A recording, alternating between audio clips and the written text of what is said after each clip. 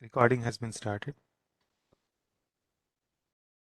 Good morning, everyone.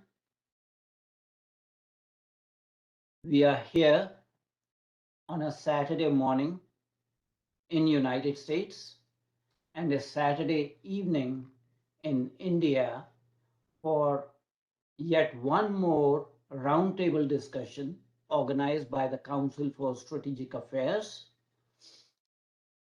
We have a very interesting topic today for roundtable discussion.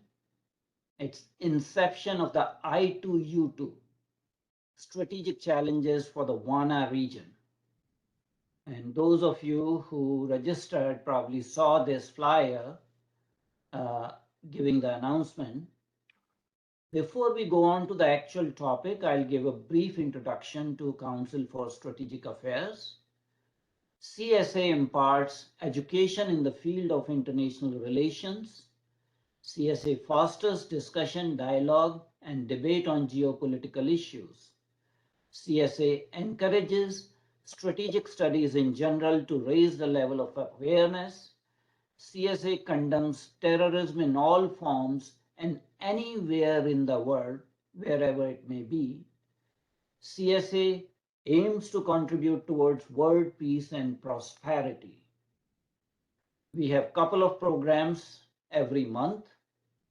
We have a monthly roundtable discussion on second Saturday of each month at 10 a.m. Eastern Daytime in US, and that corresponds to 7:30 p.m. in Indian Standard Time. We have a monthly guest lecture by a domain expert. CSA also organizes symposia, meetings, and conferences. CSA promotes publication of articles on geopolitics and related subjects. And CSA has a summer internship program for college students. So let's come to today's roundtable discussion. Inception of the I2U2, strategic challenges for the Wana region. And we are very fortunate to have very distinguished panel members. Our first panel member is Brigadier Dr. Arun Sahgal, and the second panel member is Professor M.D.Nalapat. So you'll be seeing both our speakers. This is the picture of Brigadier Dr. Arun Sahgal. Dr. Arun Sahgal is a retired brigadier of the Indian Army, and he is the executive director of the Forum for Strategic Initiatives, a policy think tank on national security, diplomacy, and track 2 dialogues. He is also the director of the Delhi Policy Group. He was previously the founding director of the Office of the Net Assessment, Indian Integrated Defense Staff, head of the Center for Strategic Studies and Simulation, United Services Institute of India, and senior fellow at the Institute of Defense Studies and Analysis, which is now renamed as Manohar Parrikar Institute of Defense Studies and Analysis in New Delhi. His research comprises scenario planning workshops, geopolitical and strategic assessments related to Asian security, and issues concerning the nuclear doctrine and strategic stability in South Asia. His publications include co-authored books and net assessments for IDS, DRDO, and the Indian National Security Council, among other clients. He has been a member of the Task Force on Net Assessments and Simulation under the NSC and consultant with the DRDO. He recently finished a monograph on strategic stability in South Asia for Sandia Laboratory, USA. He conducts simulation and strategic games. He is involved with a number of Track 2 and Track 1.5 initiatives. He has been a distinguished expert and panel member in previous CSA events. He is humble enough to, accede to our requests whenever we make. And I must say that he was traveling internationally and just returned from Bangkok from a Track 2 event. So we are very fortunate to have Dr. Brigadier Arun Sahgal as a panelist today. Our second distinguished panelist is no other than Professor M.D.Nalapat. Professor Madhav Das Nalapat was appointed India's first professor of geopolitics in 1999, as well as the first UNESCO Peace Chairs in India at Manipal University, India, a position that he still holds. He was editor of Mathrubhumi Daily and subsequently the Times of India. He has been focused on international relations, security, and defense issues. He is the editor in chief of the Sunday Guardian. He is author of multiple books, the latest being Practice of Geopolitics, published by Manipal University Press, which brought out in 2021. His latest book on 21st century foreign policy in India is being brought out by Rupa Publications this year. His specialization includes diplomacy, foreign policy, comparative studies, international political economy, international organizations, armed conflict, humanitarian practices, and contemporary world history. He teaches courses related to these subjects and has over 900 publications in these domains. His writings have appeared in journals in US, UK, Australia, Canada, India, and most of them are on international affairs. He has been a distinguished expert and panel member in previous CSA events. A collection of Professor Nalapat's writings can be found at his website, and he's, as an expert panelist in all the TV channels nationally as well as internationally. So again, we are fortunate to have Professor Nalapat at times as a distinguished speaker and at times as a distinguished panel member for our programs. So let's come to today's roundtable discussion topic: Inception of I2U2, Strategic Challenges for the Wana region. Wana refers to West Asia and North America, and this is a region that is undergoing profound transformation. In US and Western terminology, this region is also called MENA, Middle East and North of Africa. But from a geographical perspective, I don't like the term MENA. I like actually Wana, which is more geographically and terminologically exact. Despite the heterogeneous character, all the Wana countries experience social, geopolitical, environmental, and economic challenges that they need to overcome, albeit to different degrees. The region has the potential to be a flashpoint for perpetual international conflict, as we have seen from the history of last 50 years. And the current COVID-19 pandemic acts as an accelerator to this development while at the same time exposing the high vulnerability of this region. So, I2U2 was actually conceptualized last year, and these are the leaders of the four countries when it was conceptualized: Joe Biden, Prime Minister Modi, former Prime Minister Naftali Bennett, and Sheikh Zayed Al Nahyan of UAE. The Biden administration presented the outlines of I2U2 as a proposed vehicle for US economic engagement in the vital Wana region. Initially, it was called West Asian Quad or Middle Eastern Quad, but term I2U2 is less threatening to some countries, and it was advocated.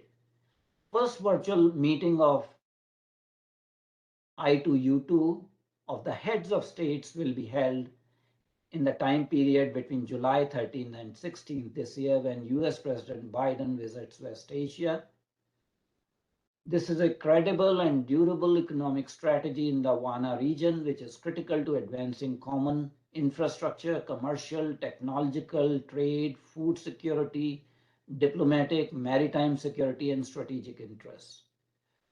These proposed four countries intend to use each other's strengths in a better way. Obviously, with participation in this group, India's influence in West Asia will increase more than ever, and its strategic interests will be more secure. The Biden framework holds promise in this regard, but needs to be developed in a way that meets several tests. That includes providing tangible benefits for both American as well as regional partners, advancing binding rules and hard commitments as well as broad principles, being managed in a coherent and coordinated manner, and meeting the Biden administration's commitment to transparency and inclusiveness. The I2U2 was conceived when External Affairs Minister Dr. S. Jaishankar visited Jerusalem for 5 days in October of 2021. He, along with then Israeli Foreign Minister and current Prime Minister Yair Lapid, joined the US Secretary of State Antony Blinken and UAE Foreign Minister Abdullah bin Zayed Al Nahyan in a video conference on October 18, 2021. The virtual meeting at that time ended with decision to launch an international forum for economic cooperation to harness the unique array of capabilities, knowledge, and experience for these four nations. And Prime Minister Narendra Modi, US President Joe Biden, current Israeli Prime Minister Yair Lapid, and UAE President Mohammed bin Zayed Al Nahyan would attend the first of its kind virtual meeting of the I2U2 grouping. Before I invite our distinguished experts, a number of housekeeping rules. Please mute yourself to avoid noise interference. Please change your cell phone to vibration mode setting. Please do not try to interrupt our distinguished panel members when they are speaking. Only those members of the audience who identify themselves openly will be allowed to ask questions.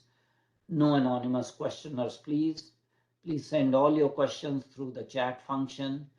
Please ask very precise and specific questions. Don't send a lecture or a monologue in the form of question. Lastly, this event is being recognized and will be available on our YouTube channel within next 24 hours. So without further ado, I invite our first distinguished panelist, Brigadier Dr. Arun Sahgal, who will be speaking to us for approximately 20 minutes or so. So, Dr. Sahgal, the floor is yours, sir. Thank you very much, Dr. for this opportunity. Can you hear me? Yes, we can hear you. Okay. It's an honor to come back to your platform to share some views and perceptions on an interesting topic. I dare say, being in the company of Dr. Nalapat, I feel very humbled. But I will try. I have put together some points. As you know, I was busy fighting another battle on a political plane to try to sort out issues concerning our neighborhood. So I may not be as cohesive at times, but I'll try and do my best. I'll cover my presentation in two parts. The first part is the regional developments. I think it's important to understand the I2U2 concept in the context of what is happening in the region. And the second part is what are the transformative changes in the Indian foreign policy that have brought about this whole notion of I2U2. Before even I start, I would like to highlight one small point. This is a conceptual idea at this point in stage, and which requires a huge amount of work to make it even plausible. So coming to my main points, Middle East situation is becoming increasingly complex from my perspective. The traditional conflicts have become a core dynamic of the region and is being increasingly shaped by insecurity and instability. The security challenges have altered the international relations of the Wana region. A decade of turmoil triggered mainly by demands for political transformation has transformed the regional order and relations in the region. The moniker of Arab Spring democratic transformation generated optimism. However, in the second phase, the regional transformation is now looked in largely pessimistic terms. The various conflicts and extra-regional international involvements have undermined the foundations of the regional order with significant repercussions for identities, borders, balance of power, and alignments. Protracted civil wars like the Syrian war, Iranian imbroglio, the convergence of non-state actors, proxy war, and external interventions have undermined the semblance of regional order. Over the years, countries in West Asia are facing various problems where some are struggling to preserve their sovereignty and territorial integrity, while others are burdened with cultivating different relationships in times of international and regional insecurity. What are the important regional developments in this milieu? First is the US relations in the Middle East. The most drastic change in the Middle East has been the change in the United States' attitude to the region, largely defined by Biden's handoff policy. After US visible impatience to exit Afghanistan and Iraq, governments in the Middle East are uncertain about relations with the United States.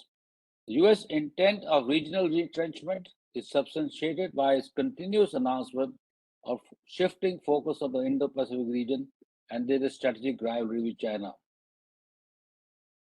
Despite it being the strongest external actor in the region, a perception, especially post-Afghanistan, that the United States is looking to exit the region, making the countries discount the US power and influence.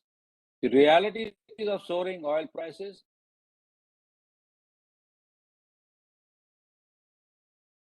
We are having some connection issues.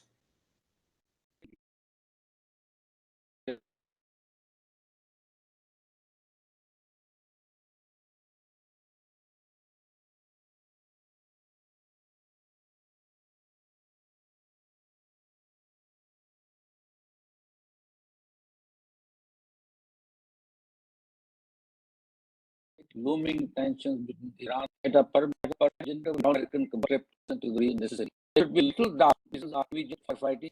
In broader strategic terms, US is wary of being dragged into the region, which it sees as increasingly disorderly. The perception of waning US power is making regional countries and governments to seek alternative relations or risk being tied to a country that seems to fail in its efforts and promise to stabilize the region. Consequently, the US partners doubt that the US will employ resources or the political will to protect the common interests in the Middle East. And a very senior political observer has remarked the US priorities in the Middle East have moved away from maximalist goals that included democracy, promotion, and regional transformation to three clearly defined priorities: the nuclear deal with Iran, regional stabilization, and combating terrorism that threatens the US homeland. In this milieu, the main country that is affected by this shift is Israel. Relations between the US and Israel have changed and have become more asymmetrical. The US does not need Israel anymore, while Israel continues to need the US presence and influence. Resultantly, Israel has been nurturing relationships with other countries like India, China, Russia, UAE, and Belgium. None of those can take the US's position as a strategic benefactor or a power broker. While the US focus on other places, Israel is faced with the harsh reality that US will not actively make efforts to involve themselves in the Middle East, like putting plans on the table for an Israeli-Palestinian peace plan. This is forcing Israel to adjust its value and focus on building connections with other countries like it is now doing with the UAE. It will not be wrong to deduce the construct of I2U2 is to induce US remaining a partner in the region and of course partnership with India, a major regional economy, and UAE, which is looking to expand its economic footprints. Now let me come to the second major issue, the Iran nuclear deal. The Biden administration inherited the mistakes of Trump's administration. Under Trump administration, there was increased tension in the region, primarily owing to the Iran nuclear deal or the Joint Comprehensive Plan of Action. After Trump's unilateral withdrawal from the deal, Biden's attempt to return to the deal that suits the US faces more headwinds than expected. The JCPOA seems unsalvageable as the damage has been done. Trump's strategy did not end Iran's nuclear program or end Iran's aggression. It has made Iran more aggressive, which many countries in the region are not happy, especially the Gulf countries. Even under the Biden administration, not much has changed, despite multiple rounds of negotiations. In May, Biden's decision to keep Iran's Islamic Revolutionary Guard Corps, a critical arm of the Iran's armed forces, on the terrorism blacklist, further challenged the relations. Biden's dilly-dallying on the nuclear deal and his reluctance to make concrete plans have emboldened Iran. On June 9, 2022, Iran removed 27 cameras overlooking various positions inside its nuclear sites in response to the IEA resolution on June 8, 2022, drafted by US, France, Britain, and Germany, criticizing Tehran for its failure to explain the uranium traces found in the undeclared sites. Understanding the importance of the deal as a softener, the Biden administration brokered a deal with Iran that gave Iranian oil tankers the green light to transport raw materials to Syria despite sanctions. Reality is that compared to the 2015 nuclear deal, the changes in the governments in Iran and US position in the Middle East has led to Iran hardening its stand and emboldened not to make concessions that would not suit them. The route set in 2015 agreement was seen as harsh and exacerbated by Trump administration imposing harder sanctions following US unilateral withdrawal. Indirect talks currently being held in Doha have not made much headway or breakthrough. As of now, outcome of talks in Doha remains uncertain. European Union is still trying to mediate between Washington and Tehran, and a new round of talks took place in Qatar, but prospects of a deal are getting worse day by day. Important point to note is that Iran wants a guarantee from the Biden administration that no new US administration would again abandon JCPOA, something which no US president can provide. Third issue, an important fallout of the Iran nuclear embargo is the possibility of a Middle East NATO. As the Iranian missile and drone threat to Israel and the Gulf grows, the regional countries have formed what is called a Reserve Forum to regularly discuss regional security architecture. Regional Air Defense Alliance is also on the cards. Regional leaders are not pushing for the creation of a US-led Middle East NATO. This is likely to be a defensive alliance, most likely to include states that have some sort of relationship with Israel and are signatories to Abraham Accords, the UAE, Bahrain, Sudan, and Morocco, and perhaps Jordan and Egypt, countries that already have existing diplomatic ties with Israel. Saudi Arabia, Oman, Qatar, and Kuwait could also play a role in the alliance, and the US, widely seen as brokering such a deal, would certainly be involved. And this is one of the logics or possible outcomes, at least an attempted outcome of the I2U2 negotiation or discussions later this month. There is a greater push towards broader regional cooperation at the moment, but I still think that this idea of an Arab NATO is a bridge too far. Apart from political issues, there are also issues regarding the possible blueprint and equally important equipment compatibility. What is being sought at this time is a greater coordination of air defense based on Israel's Iran drone to meet with the immediate Iranian threat. Rapprochement in the US-Saudi relations. Soaring crude prices, inflation, and recession fears are responsible for rapprochement in the US-Saudi Arabian ties. Outcomes remain uncertain, even as a lot of back-channel diplomacy is at display. Saudi Arabia and UAE are believed to have sufficient spare capacity to boost oil production. However, OPEC Plus has repeatedly failed to meet its oil production targets and remain in a weak position to tame high crude prices as its spare production capacity is shrinking. US is pushing for normalization of relations between Israel and Saudi Arabia. Meeting between two principal presidents and Sheikh will have a serious long-term implications that could in medium term impact the regional balance. We only hope that the impasse can be broken. Russia factor in the Middle East. GCC has not imposed sanctions on Russia for its invasion of Ukraine.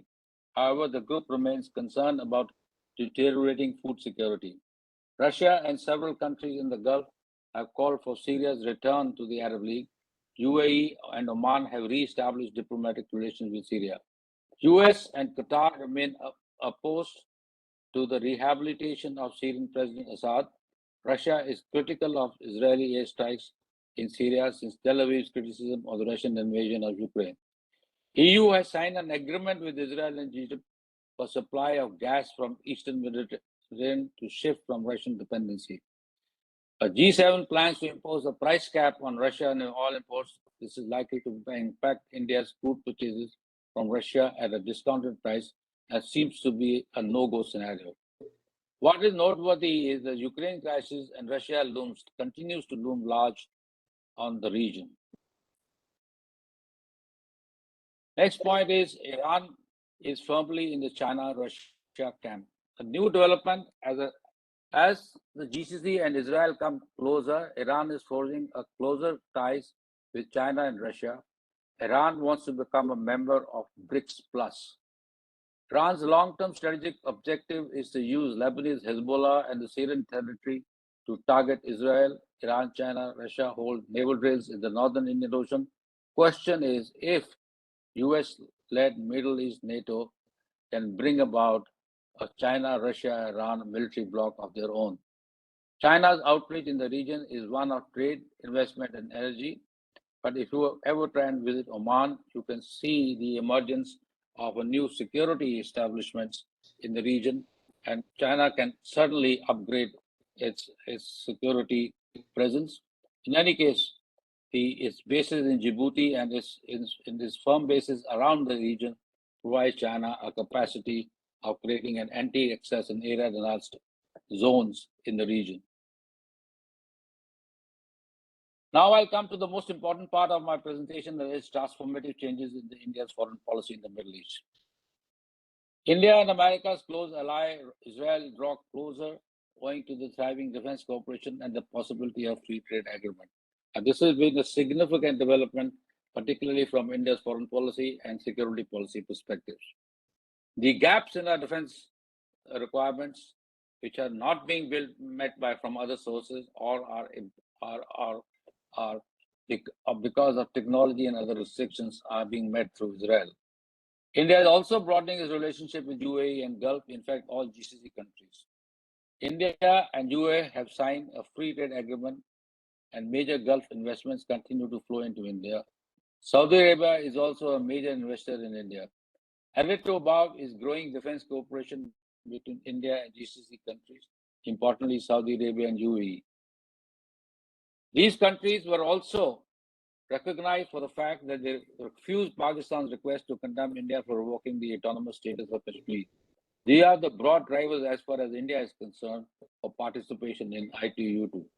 India is less invested in the exclusive relationship with Iran and more open to cooperating with the United States, Gulf Arab states, and Israel across the region. India has not abandoned its relationship with Iran, Russia, or the Palestinians, but it is no longer foreclosing engagement with others as a result. INSTC, the North-South Trading Corridor linking Russia with Iran through Iran, is important to India, but it is not cost-effective, despite what you read in the newspapers. It is at best an alternative measure, despite its high importance being highlighted. These developments complement US foreign policy objectives in the region, strengthening bonds among like-minded partners. They present new opportunities for many-lateral coalitions like the West Asian Quad or now I2U2 and new areas to operationalize cooperation. The focus as far as the joint statement issued by the West Asian Quad in its first meeting was on water, agriculture, and education. India, Israel, and US are now discussing ways to collaborate in the development of 5G technologies. India is evaluating a US offer to trilateral venture with Israel to develop futuristic combat vehicles. Simultaneously, some in Israel are calling for an enhanced India-Israel UAE cooperation in space. India's realignment and the new geopolitical landscape of the Middle East support US foreign policy goals in the region.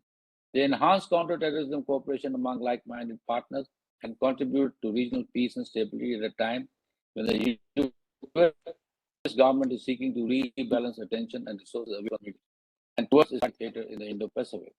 The peace and cooperation among all four parties, India, Israel, Saudi Arabia, and UAE, contributes to the stability, while India's growing influence in the region helps to counterbalance China's expanding footprints.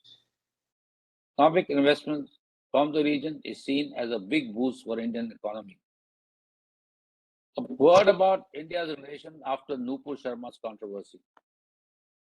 India's diplomatic savvy with West Asia took a hit as a result of Nupur Sharma's remarks. Owing to her comments, there was an international diplomatic storm wherein many Middle Eastern Indian allies like Qatar, Saudi Arabia, UAE, Oman, and Iran demanded apologies from India. The way India navigated the diplomatic storm is something that will be tested. Initially, Indian ambassadors and foreign ambassadors in various countries distanced the government and more specifically the ruling party from Nupur Sharma. Their official statements have placated governments like the government of Kuwait, whose foreign ministry released on June 6, claiming the government of India accords the highest respect to all religions and bilateral ties with India would not be undermined by a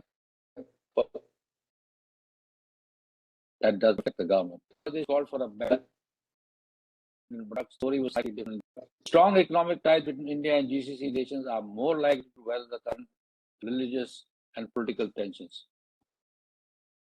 According to some experts, there will likely to be a new framework for relations focusing on investments, political dynamics, and defense and security as growing areas of Indo-Gulf relations, working to enhance the level of trust between the two sides. With India's reassurances to the Gulf countries, India's absentation from the IEA vote was strategic, despite Western pressure. Many believe that IEA vote could not have come at a better time as India was able to use this time to pacify Iran somewhat. While there are no immediate explicit effect of on India after Nupur Sharma's comments, the incident has left many lessons for India's West Asian diplomacy. Unlike China, India has engaged in the region on a transactional basis while not reaching out to the population or attempting to change its image. Thank you very much. I've spoken enough and I look forward to your comments. And thank you very much indeed, Brigadier Dr. Arun Sahgal, for a fascinating, discussion and lucid, actually, analysis about the current situation in the West Asia region and its implications for India. Now I'm going to invite our second expert panelist, Professor M.D.Nalapat, and it's my pleasure to welcome Professor Nalapat. Sir, the floor is yours. Please go ahead. Thank you very much, Dr. Adityanjee. And, Arun has really covered the entire gamut, if I may say so, of security and other issues relating to the Wana region. As you all know, Arun was the founder of Net Assessment in India. It's a very essential component of any kind of military transformation. And Arun was the founder of Net Assessment in India.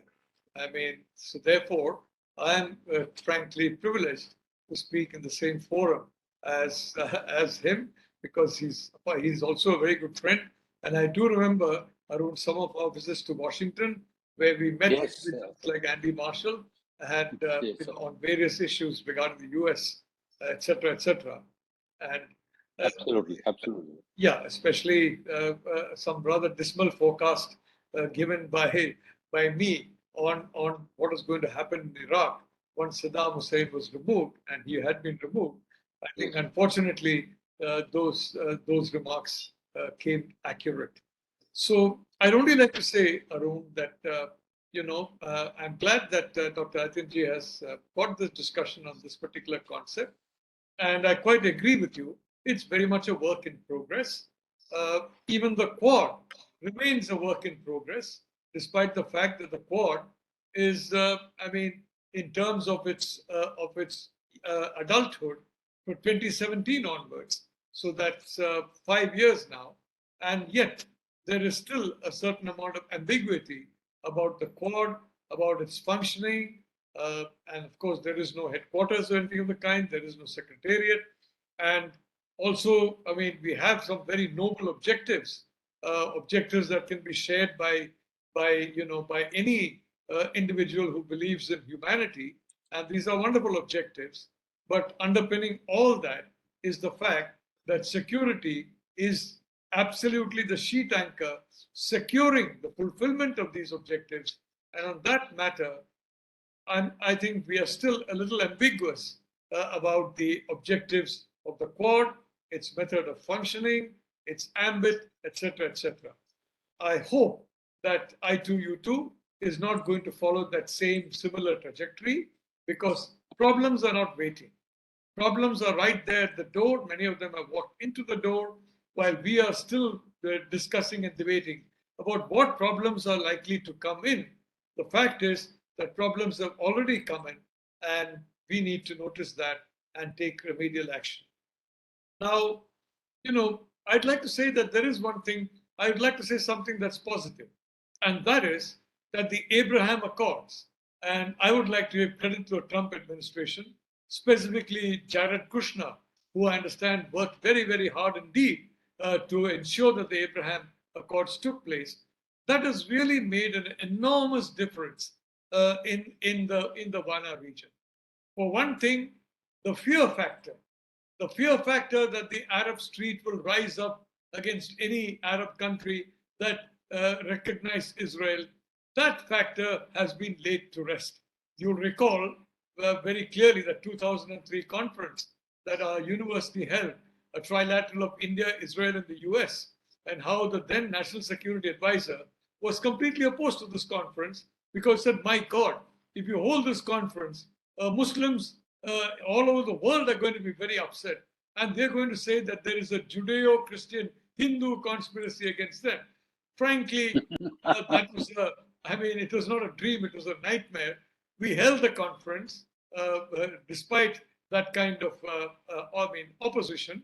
And I'm happy to say that both at that time, Deputy Prime Minister Advani, the Defense Minister George Fernandez, and various other top individuals in the Vajpayee government, including the HRD Minister Murli Manohar Joshi, the then Deputy Chairman of the Planning Board or the Planning Commission, K.C. Pant.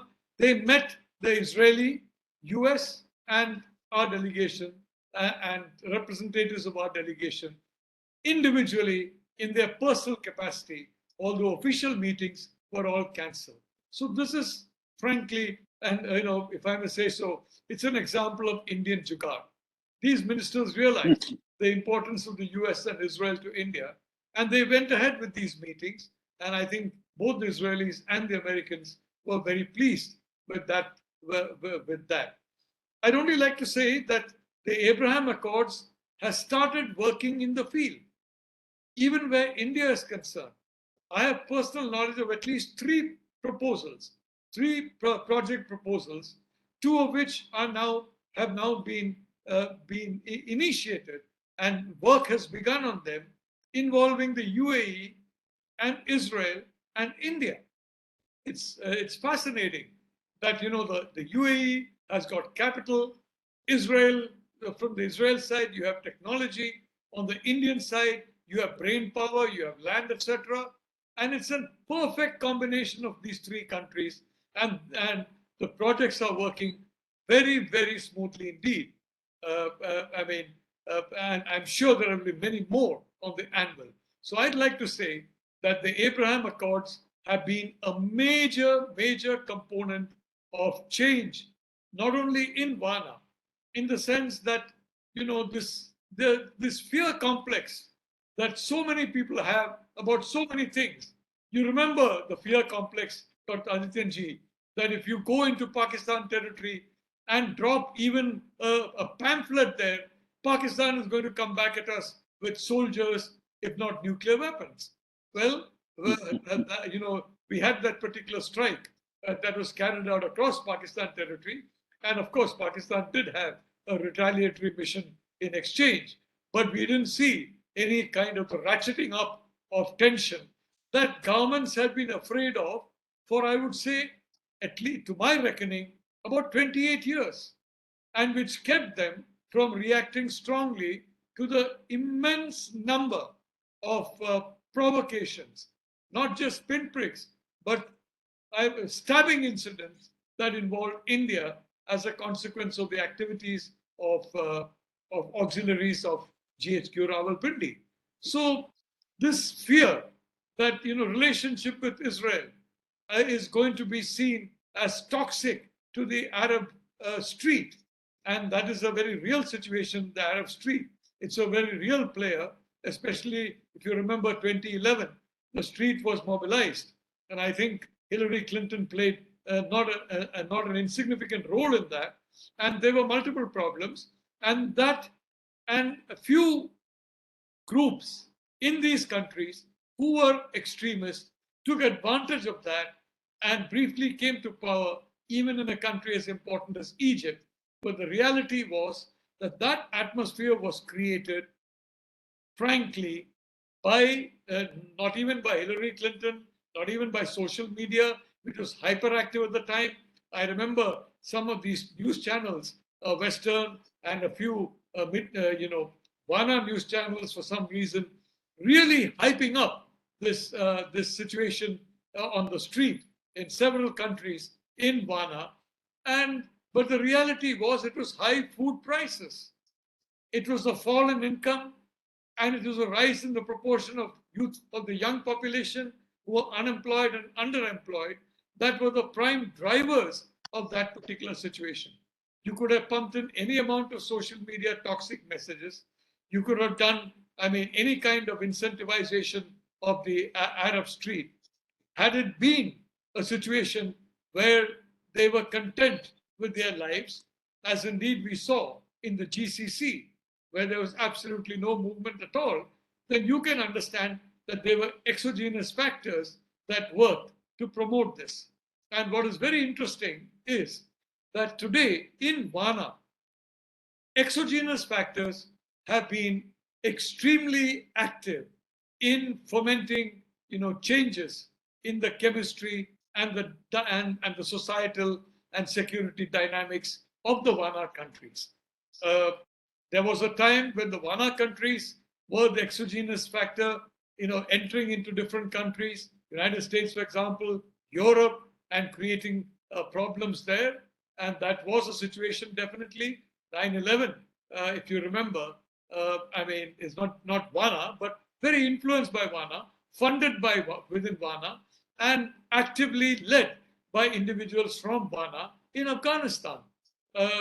But today, the situation is in a sense reversed, in the sense that the influences that are working in Wana are, in my view, very largely exogenous. And so far as the endogenous threat is concerned, of course it is there, but the reality is, unfortunately, that particular threat that came once from Wana in a concentrated form has been, if I may say so, distributed across different countries and into local populations, whether it's in Europe, whether it's in North America, whether it is in South Asia. And as a consequence, it is, then the question is, the mindset was once, exogenous, but today, many of these movements are wholly endogenous. So this is a factor that we need to take note of, and which is really happening. And therefore, the way of fighting that will, of course, need to differ. In Kashmir, the Narendra Modi government has been remarkably successful in slowing down infiltration into the Kashmir, into the less stable parts of the state of Kashmir. And as a consequence, there was a change in tactics, and people came, the killers came armed with pistols, and they used that. And now, possibly there'll be a fresh change in tactics, because even those pistol kind of situations are changing. Maybe it will be knives or something next time. You've seen that occur in Maharashtra. It's neither guns nor heavy or handguns, but it's knives, the kind of implement that you can pick up in any shop, in any hardware store, that is being used for purposes of spreading terror. So, this is a major shift from exogenous to endogenous that is affecting us outside the Wana region, and which we need to realize and ensure that we tailor our strategies to understand this reality. It's so far as Wana is concerned. Frankly, I gave the benefit of the doubt initially to the Biden administration. I think there is no question that Joe Biden is a very decent human being. He's a family man, and he's got very good values as an individual. But I'm sorry to say, as the President of the United States, securing the interests of the United States or the friends of the United States, he doesn't seem to have enough of those qualities to really ensure that that is done in a complete way, in a comprehensive manner. In the case of Wana, now Biden has been pushing for NATO to come into the Indo-Pacific. For NATO, in a sense, if you look at some of the writings and some of the public utterances of some of those who are very close to him, it's that they want NATO to be the guarantor of security in the Indo-Pacific, the guarantor against China. And they believe that their stance on Ukraine has really, basically created a mood inside the Indo-Pacific region to welcome that kind of a situation. Well, I'd like to point out that, some of us, for example, we get our information about China from a large variety of party publications, etc. And the lessons that we are being told by individuals in Washington, whether it's in the government or whether it's the think tanks affiliated with the government, as to the effect of the Ukraine war on, if I may say so, the perception of NATO and the United States, it's a little different out there. What they're saying is, this is a bunch of countries that in 2014 went ahead with starting with the revolution, the Maidan revolution, a color revolution to remove an elected leader from power in Kiev, replaced him with leaders who serially have been completely beholden to the Western world. And in other words, and of course there is no question that that is accurate so far, Kiev, the government that took over in Kiev for post-2014 has been completely beholden to the Western world. It's a European country. European countries are very influential in the Biden administration. There are many people in the Biden administration who, if you examine their travel records, 80 to 85% of their overseas travel is to Europe and back. And 80 to 85%. 15% is for the rest of the world. Now, that may not indicate anything. It may only indicate the fact there are wonderful tourist sites in Europe, and we all know that. It need not indicate any kind of geopolitical tilt. But to the Chinese, it denotes a geopolitical tilt. And so they're saying Europeans dealing with a European country against a nuclear power, which is much smaller than China in terms of its economy, although, more significant in terms of a weapon that presumably no one intends to use, the nuclear weapon.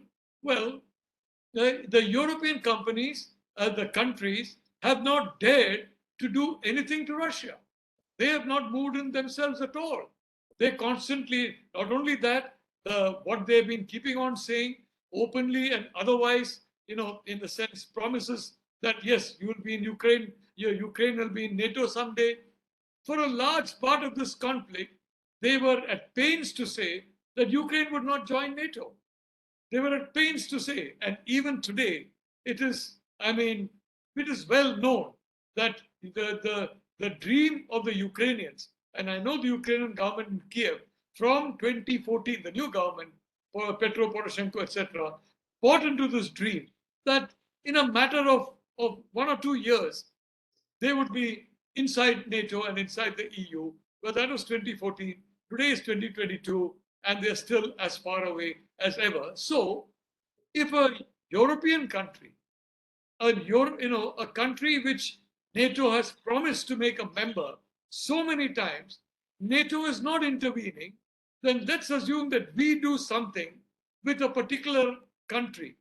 I mean, it is a country, although I'm sorry to say, neither the government of the United States nor many other governments have the courage to come out front and call it a country. But Taiwan, that, if the Russians can ensure that the NATO does not intervene directly in the case of Ukraine, but they are now watching as it is cut to pieces. And I've said long back that what Zelensky can do now that he's made this mistake of believing that the West can deter Russia, that failed as soon as Putin invaded, started that war, is to cut his losses. And at that point in time, he may have saved at least a significant part of the Lugansk and the Donetsk so-called republics that were cut out of Ukraine in 2014, together with Crimea. But no, he wanted the whole of Crimea, he wanted the whole of Donetsk, the whole of Lugansk, and several of those are openly with him. If you check their social media posts, if you check what they have said publicly over the years, it is that there should not be a single Russian-speaking person in Ukraine. And the sooner that is done, the better. Now, these gentlemen may be Democrats, they may be freedom fighters, they may be very valiant people, but I'm not entirely sure of that. But all I can say, they have been filled to the brim with weapons from NATO, and well, that they haven't done too well with that. They are much better at dealing with civilian populations, and they have done that from 2014 onwards, but they're doing that. Now, obviously, so what they asked Xi Jinping, and I said this, I think if I'm not mistaken, publicly on Republic TV, if I'm not mistaken in some of my public writings, that look, Xi Jinping is being asked by people in the party that, what is wrong with you? If Putin has gone and done this to a European country that is so close to NATO, that is a darling of the United States, and that is moreover a separate territory, a very large country with a much bigger army, what are you doing sitting on your whatever, when Taiwan is there? And why aren't you going into Taiwan? Are you scared of the United States? Are you scared of NATO? Of course, there was a small threat, even more interesting, which ran for some time before being, dying out. And that was that, Mr. Xi Jinping, you have already lost India. You have gone on this infatuation with Pakistan, which is now proving to be a millstone around the neck of China. And in the process, you have lost India. Now you're, in your effort to please the United States and the European countries by being all things to all people, despite this so-called assurance a few days before the invasion to Putin of a comprehensive, no-limit relationship. To think that Putin did not discuss the invasion with Xi, and to believe that no limits was there, actually no limits minus Russian invasion of Ukraine. Well, some people may believe that. I certainly don't, frankly. But and I think the Chinese individuals who are in this the CCP, who are questioning Xi on some inner party forums, information for which reached me, were asking Xi that, for heaven's sake, you're now at risk of losing Putin. And there was a vote, if you remember, in which both China and India abstained. So they said, you have been saying that India will support Russia 0%. You have been saying that China will support Russia 100%. You're both 50%. So what is all this? What will the Russians think? So frankly, the Chinese had to at least verbally say a lot of stuff. But frankly, Dr. Adityanjee, I'm a little, I'm not very, I can't be happy about 2 or 3 things. One is Shinzo Abe, one of the greatest leaders of the world who ever lived, a brilliant strategic mind, who was instrumental, frankly, in the Quad, instrumental in the Indo-Pacific and its strategy. Well, Shinzo Abe is no more. Somebody was allowed to come within a few inches of him and shoot him, and shot him not once, but twice. And the security forces there were, I mean, as there was no bulletproof shield, there was no shooting immediately. I mean, if you saw a muzzle flash from someone, the instinctive thing would be to shoot that person and ask questions later of the, but nothing happened. He was not even shot after a second flash. And of course, that is lucky because Abe was gone. If you can conclude, please. Yeah, I'd only like to say, Dr. Adityanjee, my point is very simple. This is a very, it's a world where we have to understand that sometimes the perceptions that are there in establishment, fortunately not in India, we have taken a correct stand, thanks to the Prime Minister, on several issues, including I2U2. But perceptions are very important. So far as NATO is concerned, its performance in Libya, its performance in Syria, its performance in Afghanistan, its performance in Iraq has left a lot to be desired, to put it mildly. And saying that this institution is going to be a security guarantor against China, when you're seen today in the G20 meeting, Antony Blinken going out of his way to have a bilateral with Wang Yi, and definitely not giving an impression that he is going to stand up as resolutely to defend against China the way they are defending against a secondary power, Russia. So I'd only like to say, Dr. Adityanjee, we are in a perilous world indeed. The UAE, I think, has got that very clearly. Its government is doing a tremendous amount of activity. It's building ties with India, building ties with Israel, building ties with the other Gulf countries. Saudi Arabia under Mohammed bin Salman is doing the same. Kuwait, Oman, Bahrain are doing the same. But Israel is, of course, also realized that and doing the same. I only wish that some of you in Washington would try and persuade the United States to step up to the plate, and instead of just missing all the balls that China is throwing at them, hit a home run for once. India, Israel, and the UAE will be much happier and much more confident in the United States as a security partner when an Agni Pariksha comes than now. And my last comment, you need a fire engine when there's a fire. You don't need a fire engine when there's no fire, but it's got to be there. And when you have a fire engine in which fires are raging and the engine is not really active in able to douse the fires, even in Ukraine, after so many months, it's going to be 6 months pretty soon. Well, I'd only like to say there's a problem there. So the problem, in my view, is fairly and squarely with the United States. And I do hope it's rectified. Otherwise, there'll be comprehensive and long-term damage, not only to the strategic interests of the United States, but all its partners in keeping a free and secure Indo-Pacific.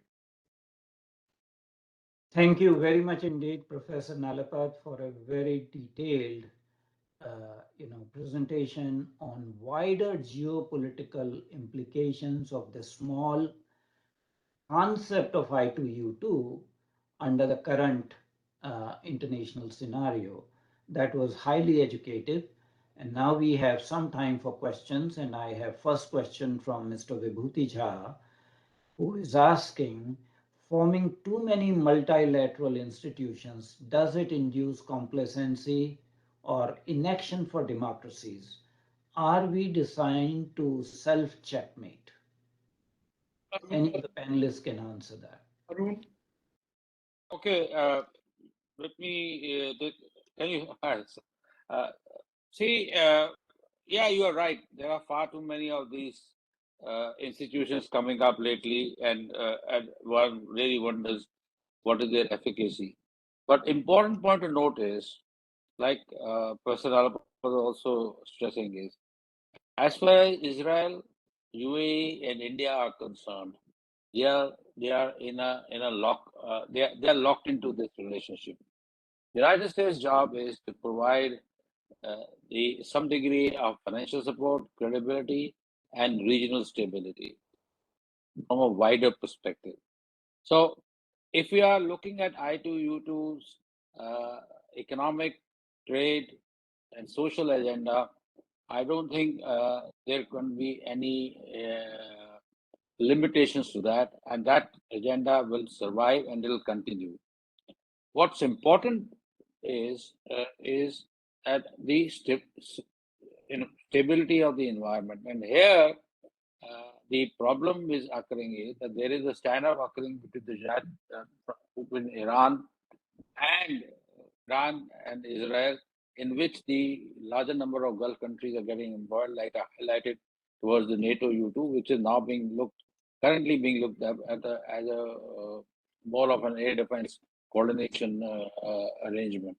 So the dynamics of security may undermine it, but largely, the short answer is largely speaking, the economic and trade dynamic and investment oriented dynamics will continue to play a strong role in between these three countries, and US will have to come on board one way or the other.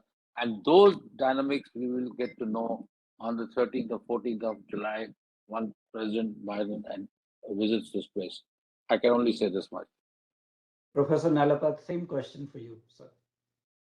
So I welcome this I2U2, and as Arun very correctly said, I give the Abraham Accords. It's a wonderful kind of accord, because the reality is that there is, there's every reason for Muslims, for the Jewish people, for Hindus, for Christians, all of us to live amicably together.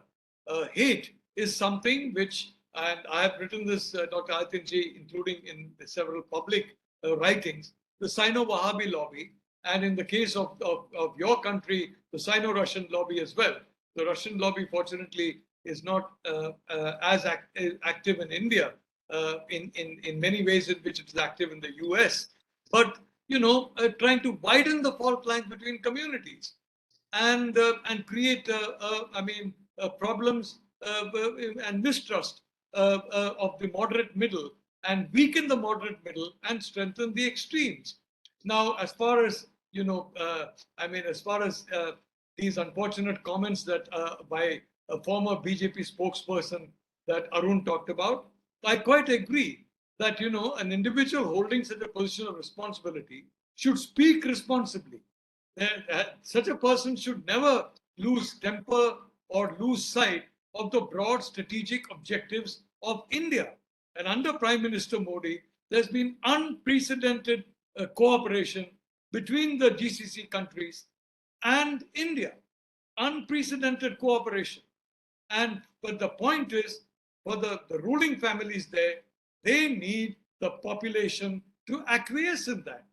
If the population starts getting unhappy about that, because they are daily being fed a diet about India being a country where the minorities are treated in the same way as completely unremarked minorities are treated in Pakistan. They have disappeared. And there's a widespread perception, I'm sorry to say, even in the US, that minorities are diminishing in India day by day. There have been individual instances, and each of these instances is absolutely an act of terror.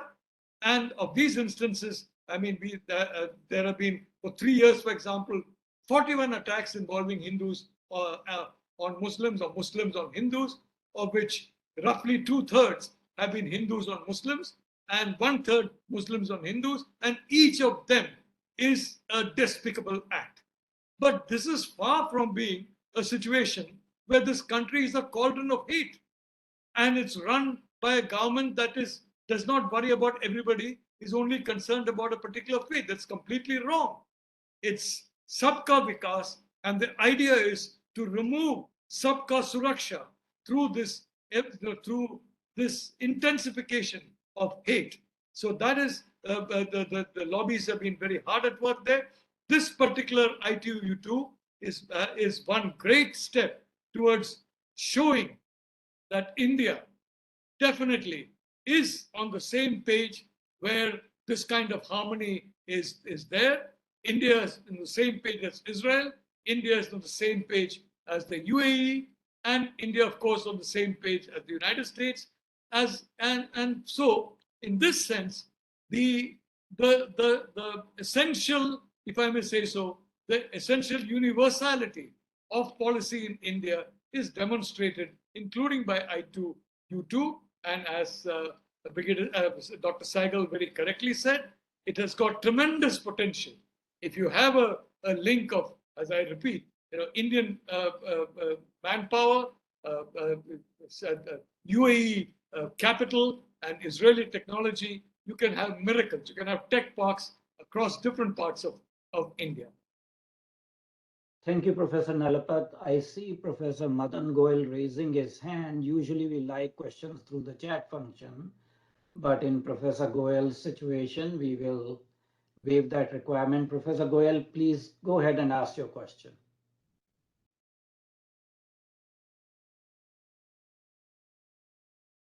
Sir, you are on, you need to unmute yourself. Professor Goel, yeah.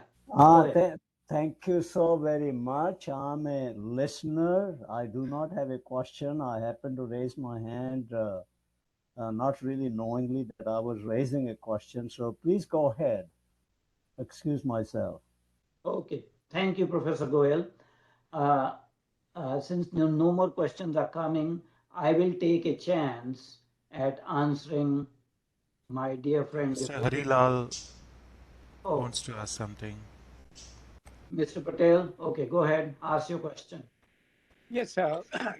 This is a very enlightening information today. But I have two questions. Number one, to Professor M.D.Nalapat, do you think this Biden administration is any more trustworthy that they will honor these I2U2 things? Because in past history, we know how U.S. Department of State has been behaving. And lately, after the last president left and this new administration came, Muslim, particularly Indian Pakistani Muslim influence has been tremendous, and they have been propaganding about anti-India. And what you have been seeing in last 2 years, you hamper on Nupur and all of those things, but those are all magnified by the US supported forces in India. Do you see that way, or am I an exception to the rule? Thank you. Thank you, Mr. Patel, for your question. Professor Nalapat, the question was. I'd like to say that unfortunately, Mr. Patel is right. I wish he were not right, but unfortunately, he is right. The only saving grace is that the United States is also a democracy, and there is such a thing as public opinion, and there is such a thing as elections, and hopefully correctives will be applied there, because the reality is the threat of China is so immediate, is so comprehensive, that it's very difficult for people who ignore or underplay that threat to hide.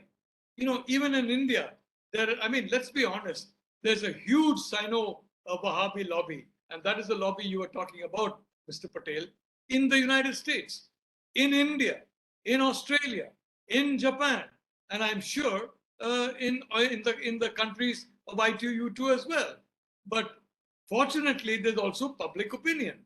And in the United States, certainly, I think public opinion will, in my view, Biden's popularity started falling when he gave a clean chit to the Wuhan laboratory in his so-called presidential investigation of the origins of COVID.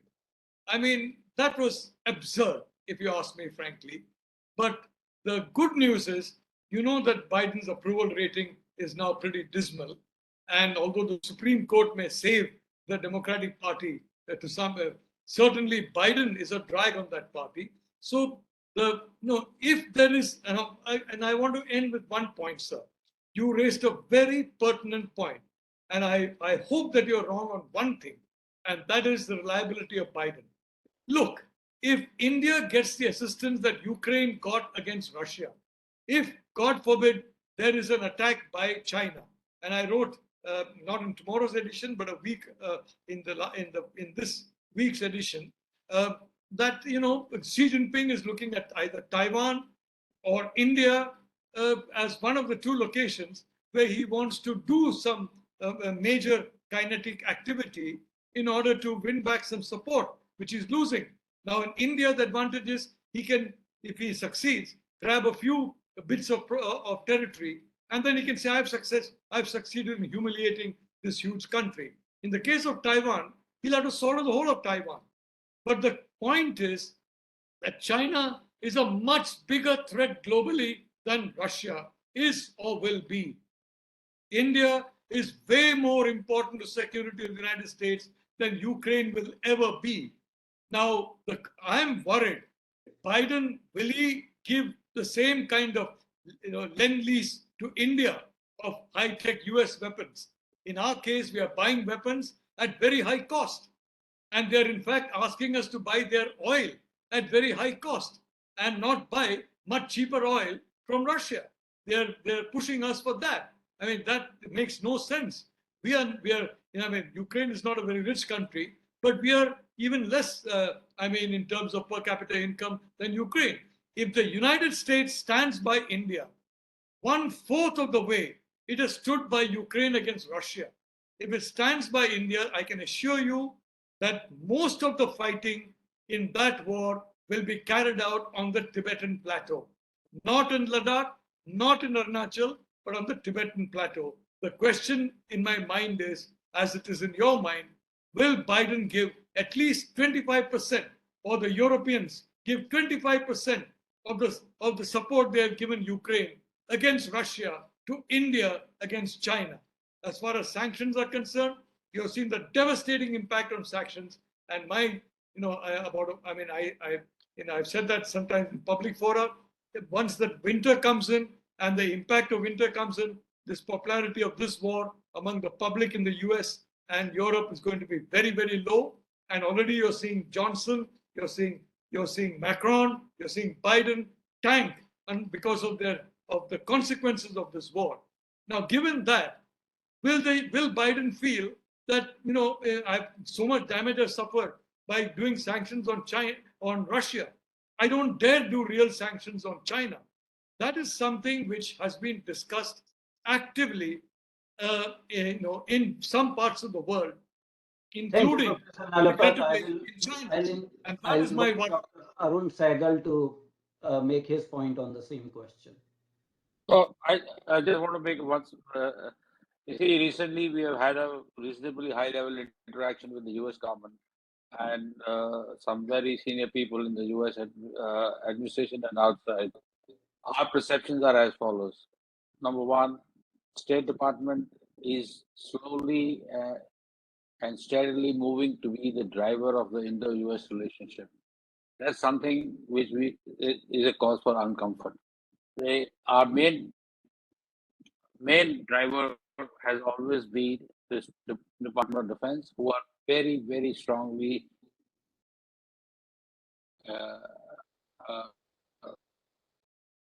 positive and strongly positive towards India. Is that in all our discussions, in fact, I was speaking at a seminar, a closed door seminar on can US replace Russia as India's defense partner.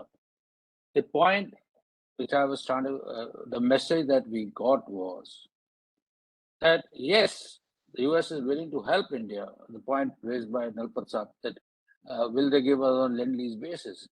But the point they always say is that India is following a policy, and we were very clear in telling the Americans that until unless there is localization effort, that is buy global, make local. And that is our localization dharma right now. Unless that is complied to, things are not going to happen. We are not going to go to. They are going to the extent of saying that we will provide you with equipment, arms, etc., spare parts from East European countries to help you deal with the deficiencies from the Russian equipment. But that's again is neither here nor there for us.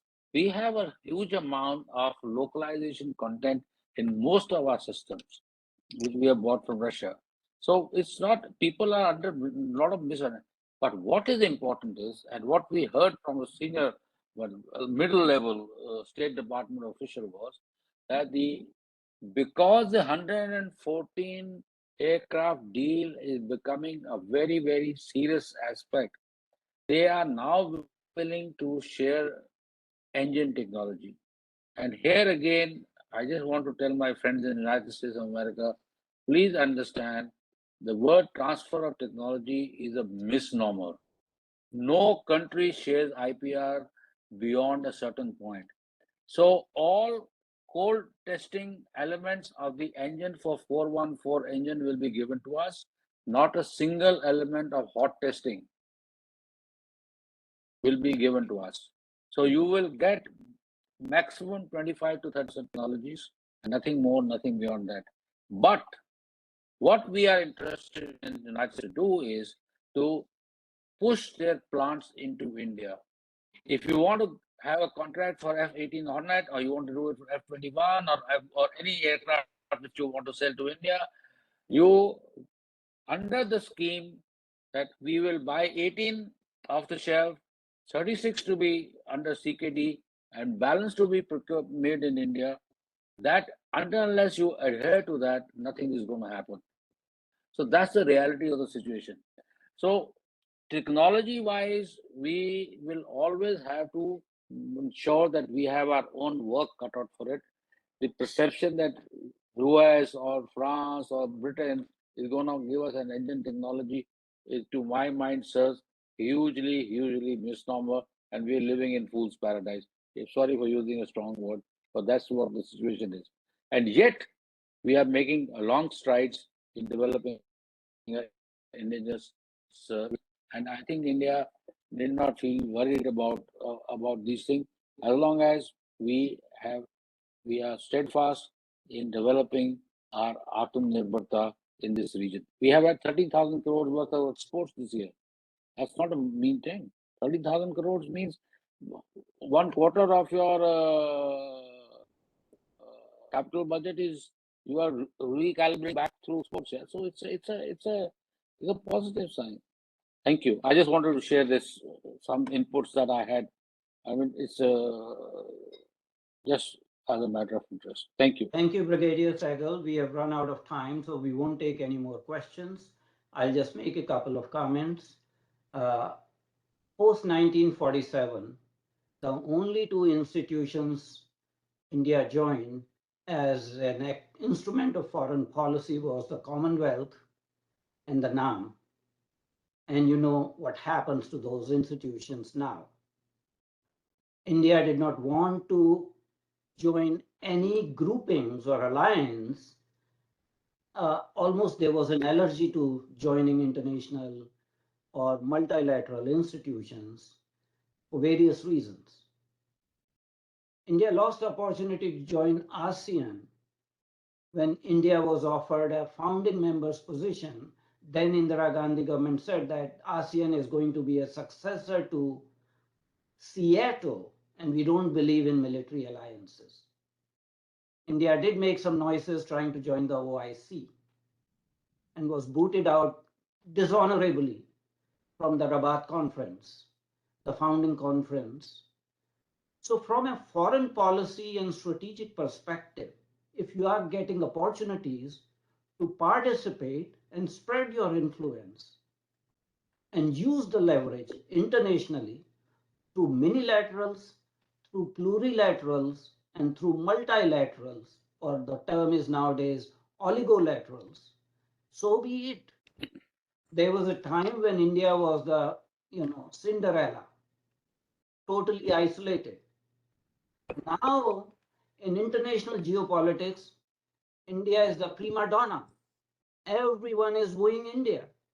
And I don't think India or the foreign policy or geopolitical establishment in India should take an isolationist approach and say, no, we don't want it. Otherwise, we'll regret we never joined APEC.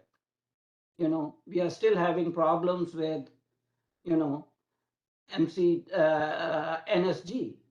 participating in NSG. We are always supplicant for United Nations Security Council membership.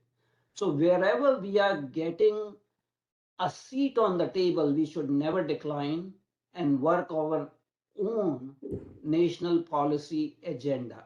So I don't see anything wrong. People who are saying that this I2U2 is going to become a West Asian NATO, these are the same people who said that, the Quad would be ASEAN NATO. In post-Second World War geopolitical structure, there was bipolarity, and in that bipolarity, there were three institutions from the Western side, NATO, SEATO, and CENTO. NATO is still there, but CENTO and SEATO, for their geographical location, have become defunct. And from the other side, there was, Warsaw Pact, which disbanded. Now you have a rising hegemon, which is creating new international institutions and trying to dominate or become the superpower. In that situation, it behooves India to use any opportunity on the table to spread Indian influence so that you can engage with other countries simultaneously containing the policies of the hegemon that is next door. So the government is working in a very wise way that if there is opportunity for any oligolateral or any plurilateral, and India is offered a seat, you should take it and you should spread your influence. With those comments, I'm going to end this roundtable discussion. I'm deeply, deeply thankful to our distinguished panelists who have always obliged me, even sometimes at a very short notice, to come and participate in our discussions. Both Brigadier Dr. Arun Sahgal and Professor M.D.Nalapat have been regular participants in our program. And as I said, Dr. Arun Sahgal was traveling for a track 2 and just came back last night. So I'm deeply honored and deeply thankful. I'm also thankful to our audience members who have taken valuable time from their weekend to participate in this discussion. I know that somebody from Bangladesh had joined, Professor Chandan Sarkar, and people from all over the world join our programs. Please keep on doing that. I'm thankful to Team CSA, Mr. Ripudaman Pachori, who has been a pillar of strength, Mr. Ankush Bhandari and Mr. Rajiv Verma, who work on the background to help us plan these events. Lastly, an announcement. On 4th Saturday, on July 24th, we will have a distinguished lecture by Major General Shashi Bhushan Asthana on the strategic situation in Russia-Ukraine war. So we will have an update on Russia-Ukraine war. I would encourage everyone to join it. Lastly, this program has been recorded and will be uploaded on CSA's YouTube channel. Thank you everyone for joining, and my namaste to all of you. Privileged to have you here. Thank you. Thank you. Thank you very much, sir. Thank you, everybody. Glad to see you again, Dr. Saab. Okay. Thank you.